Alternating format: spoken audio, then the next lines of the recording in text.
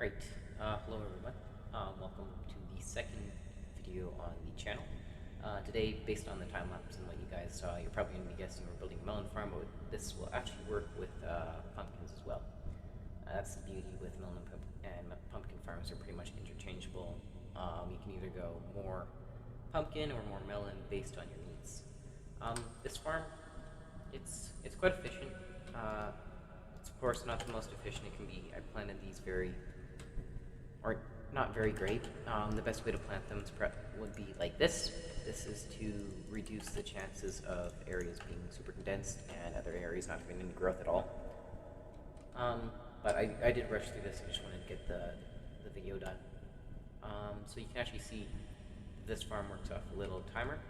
It sends them off, and then they just get updated and sent back with using bud pistons. When they come back, this observer detects it, sends off the minecarts, and these minecarts, I can't see with that one, completely empty. They get shot out, and then I use this little rail trick where it goes around loops. You can actually see get a whole bunch of melons each time. They get sent into these auto droppers, and then they get sent to a chest. Right now, I think I've actually completely filled up the chest. You're probably going to notice that this is working quite quickly. That's because I have the random tick rates extremely high. This is just to demonstrate just the speed of the farm. In any other circumstance, this would probably be about 10 times slower. But that's understandable, and that's why I built this little system. It's not extremely compact. I could probably shave off another couple blocks, but this uses an etho hopper clock, and every 128 blocks that pass through the hopper sends an item over from one dropper to the next, and then we have this little system here that detects when this is empty and this is full, and then that just resets that dropper, but it also sends out a signal here, and this is what you would use as your input going into these guys. And you're actually going to would have seen in the time lapse that I used a system like this. And if we create crud, definitely did not do that right. Let's do that. And what's going on here? And that's, oh, I'm surprised that didn't actually get stuck. Yep. I don't know what went on there. But I wasn't very smart.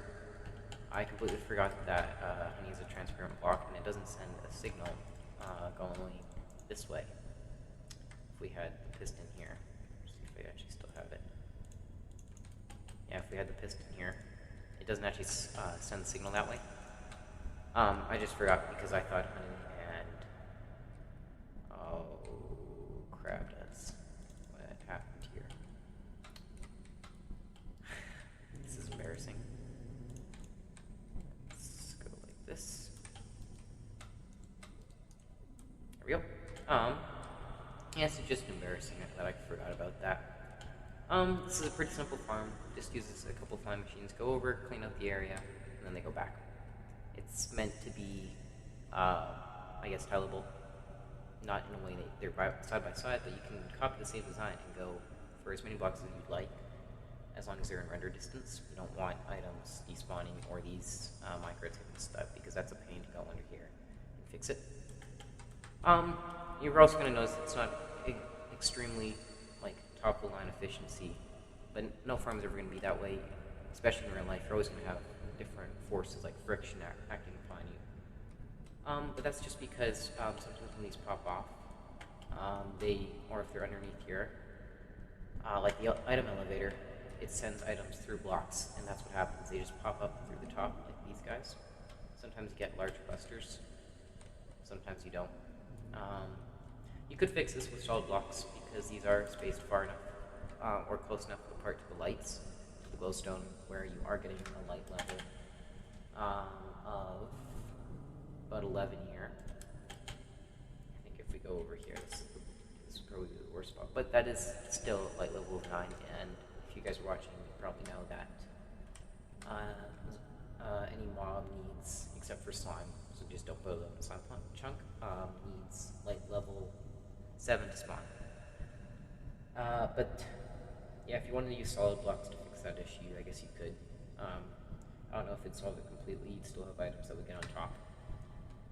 But that's really all that I have to say for this farm. It's quite simple. And like I said, copy and paste and just go straight over. That's the best way to do it. But I hope you guys liked this video. And I hope you guys stay. Subscribe if you liked it.